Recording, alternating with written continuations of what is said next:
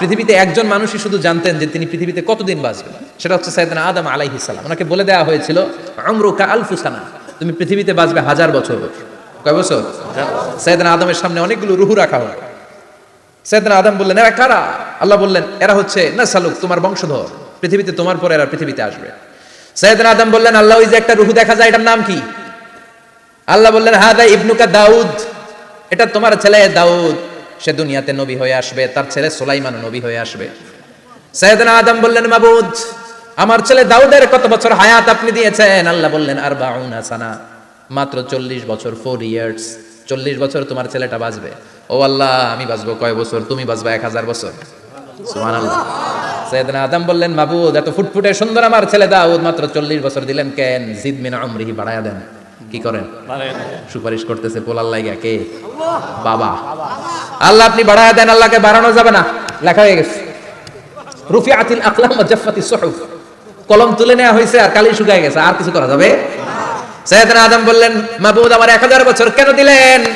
আমার এই সুন্দর ফুটফুটে ছেলেটারে শুধুমাত্র 40 বছর কেন দিলেন? ও মাবুদ, আমার 1000 বছরের দরকার নাই, আমার 1000 বছর থেকে 60 বছর আমি আমার ছেলেরে দিয়ে দিলাম। দাউদ আলাইহিস সালাম বাঁচবে 40 বছর, তো বাপ আদম যদি আরো 60 দেয়, 40 আর 60 মিলে কত হয়? 100। ভালো হিসাব বুঝে, 100। আর আদম আলাইহিস সালাম পেয়েছিলেন 1000 বছর, 60 কমে গেলে রইল কত? 940 বছর পৃথিবীতে থাকার পরে মালাকুল মাউত চলে এসেছে। কারণ এটা on time, the death will come on time, it never late, কখনো দেরি হয় না। আল্লাহ বললেন, লিকুল্লি উম্মাতিন আজালুন ফাইদা জাআ আজালুহুম লা ইস্তাখিরুনা সাআতান ওয়া লা ইস্তাকদিমুন। মৃত্যুর একটা নির্ধারিত সময় আমি বেঁধে দিয়েছি, অন টাইম, অন টাইমেই চলে আসে, 1 সেকেন্ড আগেও আসবে না, 1 সেকেন্ড পরেও আসবে না। 940 বছর বয়সে মালাকুল মাউত এসে হাজির, এসে বলল, জিতু আন আকবাদা রূহাক, রূহ কবজ করতে আসছি। আদম আলাইহিস সালাম বললেন, রূহ কবজ করতে আসছো মানে? আমি বাঁচবো 1000 বছর। কয় বছর?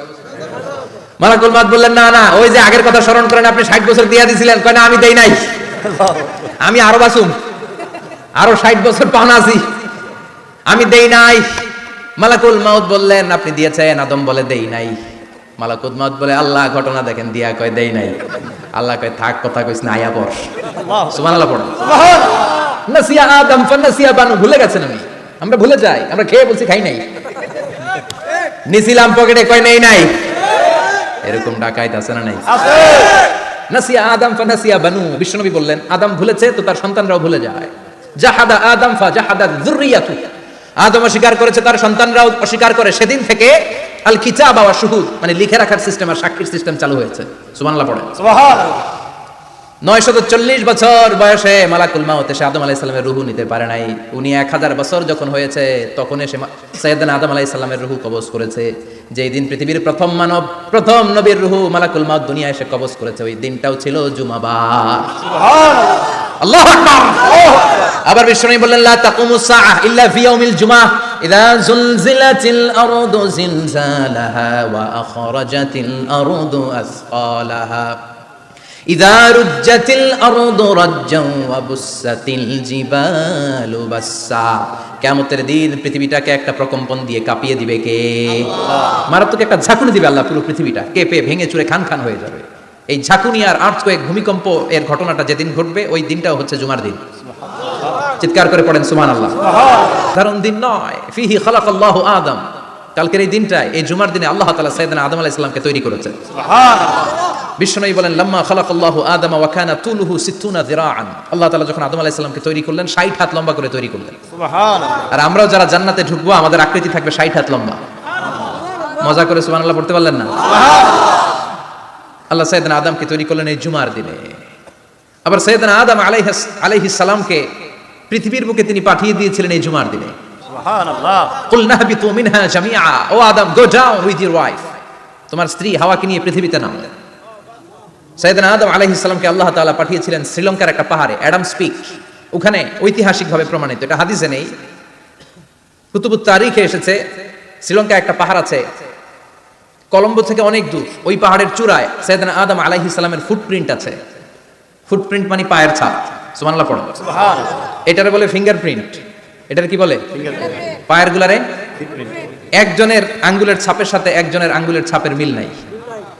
শুধু তাই না, আমার এই আঙ্গুলের সাথে এই আঙ্গুলের ছাপের কোনো মিল নাই। আয়াহসাবুল ইনসানু আল্লান নাজমা ইযামা বালা কাদিরিনা আলা আন নুসাউইয়া বানানা। আল্লাহ বলেন, গোলাম তুমি মনে করেছো তোমার হাড্ডি গুড্ডি পচে যাবে, তোমাকে আমি একত্রিত করে আবার বানাতে পারবো না? বানানো তো অনেক দূরের কথা, আমি তো তোমার আঙ্গুলের ছাপগুলো সংরক্ষণ করে রেখেছি। চিল্লায় পড়েন আল্লাহু আকবার।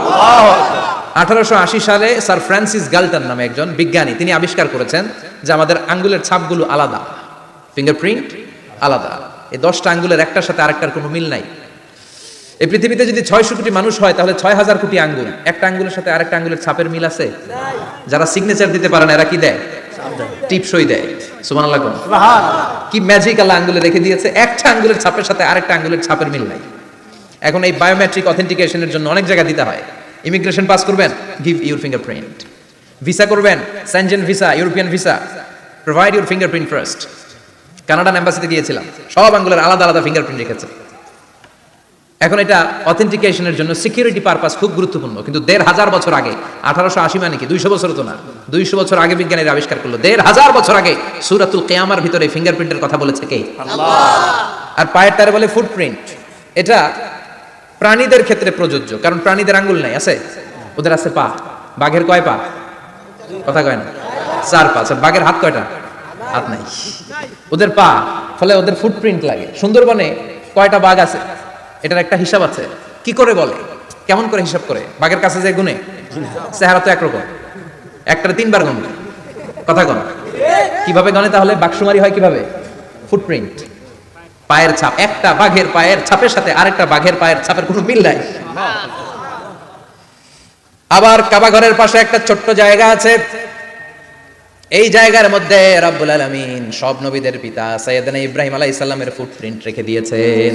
ওয়াত্তাখিযু মিম মাকামি ইব্রাহিম মুসাল্লা। সাইয়েদনা ইব্রাহিমের দাঁড়ানোর জায়গায় তোমরা নামাজের জায়গা করে নাও। আল্লাহু আকবার।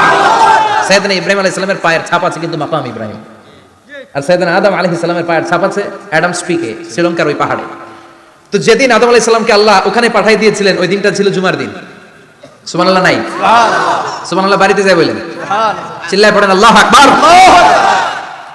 এরপরে সাইয়েদনা আদমকে পাঠানো হলো শ্রীলঙ্কায়, সাইয়্যিদাতুনা হাওয়া আলাইহিস সালামকে পাঠিয়ে দেয়া হলো সৌদি আরবের জেদ্দা শহরে। আরবিতে জেদ্দা বা জাদ্দা মানে দাদি, জেদ্দাতুন বা জাদ্দাতুন মানে কি? দাদি। হাওয়া আলাইহিস সালাম আমাদের সবার দাদি, ঠিক কিনা? ওনার নামে এই শহরের নাম। বছরের পর বছর সাইয়েদনা আদম আলাইহিস সালাম এবং হাওয়া আলাইহিস সালাম আল্লাহর কাছে ক্ষমা চাইলেন, আল্লাহ ভুল করে নিষিদ্ধ গাছের ফল খেয়েছি, তুমি মাফ করে দাও। আল্লাহ বললেন, আদম কয়েকটা কালিমা শিখিয়ে দেব, এই কালিমাগুলোর পরে আমার কাছে দোয়া করো, আমি কবুল করে নিব। আল্লাহু আকবার। আল্লাহ শিখিয়ে দিলেন আর বললেন, আদম পড়ো, রাব্বানা যালামনা আনফুসানা ওয়া ইল্লাম তাগফির লানা ওয়া তারহামনা লানাকুনান্না মিনাল খাসিরিন। ও আল্লাহ, জুলুম করেছি নাফসের উপর, ভুল করেছি, অন্যায় করেছি, আপনি যদি ক্ষমা না করে দেন আমরা শেষ হয়ে যাব, আমরা হালাক হয়ে যাব, ক্ষতিগ্রস্তদের মধ্যে শামিল হয়ে যাব, ঠিক কিনা? আল্লাহ সাইয়েদনা আদম আলাইহিস সালামের তওবা কবুল করলেন। ওনার কাজ হচ্ছে তওবা কবুল করা, আমাদের কাজ গুনাহ করা, শয়তানের কাজ ওয়াসওয়াসা দেওয়া, আল্লাহর কাজ খালি মাফ করা। সুবহানাল্লাহ পড়বেন না? তার মানে আদম সৃষ্টি হলো জুমার দিনে, দুনিয়ায় নামিয়ে দেওয়া হলো জুমার দিনে, তওবা কবুল করে নেওয়া হলো জুমার দিনে, রূহ কবজ করা হলো জুমার দিনে, আবার কিয়ামত সংগঠিত হবে জুমার দিনে। পড়েন সুবহানাল্লাহ। আবার বিশ্বনবী বললেন, আর রমাদান ইলা রমাদান, এক রমজান থেকে আরেক রমজানের মাঝখানে যত গুনাহ হয় মাফ করে কে? আল্লাহ। তারপরে বিশ্বনবী বললেন, আল উমরাতু ইলা আল উমরা, কেউ যদি একবার উমরা করে পরে আবার করলে 2 উমরার মাঝখানে গুনাহগুলো মাফ করে দেয় কে? আল্লাহ। আবার বিশ্বনবী বললেন, আল জুমআতু ইলাল জুমআ কাফারাতুন লিমা বাইনাহুমা, এক জুমার পর থেকে সামনের জুমা আসা পর্যন্ত যে সগীরা গুনাহগুলো হয় সবগুলো সগীরা গুনাহ মাফ করে দেয় কে? রজবে শাবানে বরকতে দাও, রমজান মাসে গুনাহ ঝড়াও, সপ্তাহ জুড়ে তুমি বরকতে দাও, জুমার দিনেতে গুনাহ ঝড়াও, রজব শাবানে বরকতে দাও, রমজান মাসে গুনাহ ঝড়াও, ঠিক কি না? তার মানে জুমার দিন গুনাহ মাফের দিন। সারা সপ্তাহে ভুল ত্রুটি অন্যায় যা করলাম জুমার নামাজের বদৌলতে সব গুনাহ মাফ করে দেয় কে? আল্লাহ। এই দামি দিনটাকে আল্লাহ ইহুদিদের দিতে চেয়েছিলেন, পায় নাই। আলহামদুলিল্লাহ কবেন না? আলহামদুলিল্লাহ। ইখতিলাফু, তারা ইখতিলাফ করে হারাইছে এটা। এই দামি দিনটা রব্বুল আলামিন নাসারাদেরকে দিতে চেয়েছিলেন, ফাখতালাফু, ওরাও ইখতিলাফ করে হারাইছে। এজন্য ইখতিলাফ ভালো জিনিস না খারাপ জিনিস? মারামারি ভালো জিনিস না খারাপ জিনিস? আর ঐক্য করা ভালো জিনিস না খারাপ জিনিস? ঐক্য করতে রাজি আছেন? ইহুদিদেরকে আল্লাহ দিতে চাইলেন, ইখতিলাফ করে হারাইছে। নাসারারাও হারাইছে। ফাজা আল্লাহু বিনা ফাহাদানা বিহাদা দ্বীন। রব্বুল আলামিন এই দিনটা আমাদেরকে দিলেন, আমরা ইখতিলাফ করি না, এই বিশ্বনবীর হাতে হাত রেখে ঐক্য করে ঘোষণা দিয়েছি জুমার দিন আমাদের সাপ্তাহিক দিন। সুবহানাল্লাহ। বিশ্বনবী বলেন ফাগাদান লিল ইয়াহুদ, সাপ্তাহিক আনন্দের দিন ইহুদিদের জন্য হচ্ছে শনিবার, ইয়ামুস সাবত, ও বাদা গাদলিন নাসারা, আর খ্রিস্টানদের জন্য হচ্ছে রবিবার, আর আমাদের জন্য হচ্ছে শুক্রবার। চিল্লায় পড়েন আল্লাহু আকবার। তার মানে জুমার দিন, জুমাবারের মর্যাদা বেশি না কম? চিল্লায় বলেন বেশি না কম? জুমার দিন সকালবেলা ফজরের নামাজের পর থেকে ফেরেশতারা যতগুলো মসজিদে জুমা অনুষ্ঠিত হয় ওই মসজিদে ঢোকার প্রতিটা দরজার মধ্যে দাঁড়িয়ে থাকে। কারা কারা আগে আগে জুমার নামাজ পড়ার জন্য মসজিদে যায়, প্রত্যেকের নামগুলো একটা জান্নাতের রেজিস্ট্রি খাতার মধ্যে তুলে নেয়। এই নামগুলো স্পেশালি আল্লাহর কাছে পাঠানোর জন্য। সুবহানাল্লাহ কইবেন না? সুবহানাল্লাহ। ডানে বায়ে সামনে পেছনে যতগুলো দরজা, প্রতিটা দরজায় ফেরেশতারা বসে থাকে। কে আগে আসলো নাম তুলে দেয়। তুলতে তুলতে তুলতে তুলতে খতিব সাহেব যখন খুতবা দেওয়ার জন্য মিম্বারে যেয়ে বসে যায়, ফেরেশতারা তাদের খাতা বন্ধ করে তারাও খতিব সাহেবের সামনে জুমার খুতবা শোনার জন্য বসে যায়। পড়েন সুবহানাল্লাহ। প্রথম জুমার দিন জুমার মসজিদে যে ঢুকবে, বিশ্বনবী বললেন আল্লাহর রাস্তায় একটা উট কুরবানি দিলে যেই সওয়াব, এই সওয়াব আল্লাহ আমলনামায় দিয়ে দেয়। সুবহানাল্লাহ। দ্বিতীয় পর্যায়ে যে ঢুকে, বিশ্বনবী বললেন বাকারা, গরু কুরবানির সওয়াব পায়। 3 নম্বরে যে ঢুকবে, বিশ্বনবী বললেন কাবসা, হাদিসের ভাষায় এসেছে আল কাবাস, কাবাস মানে হলো বকরি, বকরি কুরবানির সওয়াব। 4 নম্বরে যে ঢুকবে তার হচ্ছে দাজাজা, দাজাজা মানে মুরগি।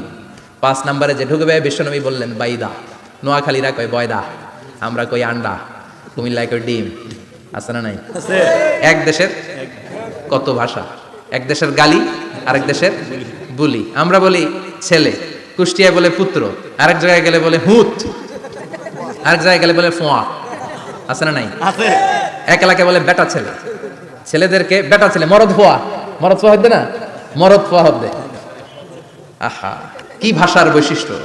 তো যেটা আমরা বলি ডিম, কোথা বলে আন্ডা, কোথা বলে বয়দা।